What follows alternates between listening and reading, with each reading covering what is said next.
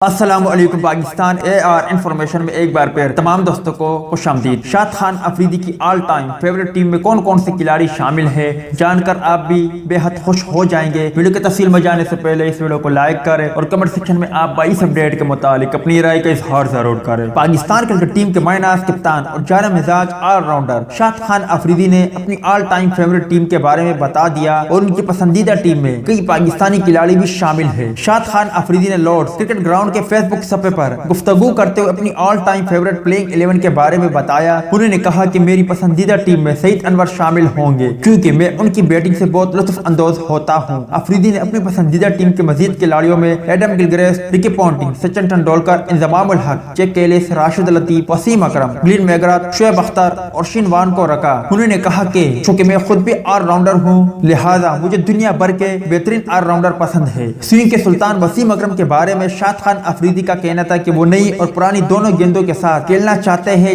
جبکہ دنیا کے تیز ترین باؤلر شعیب اختر کو بھی انہوں نے بہترین کھلاڑی قرار دیا۔ امید ہے دوستوں کہ آج کے ویڈیو بھی آپ کو پسند آئی ہوگی۔ ٹیک کیئر، بائے بائے، اللہ حافظ۔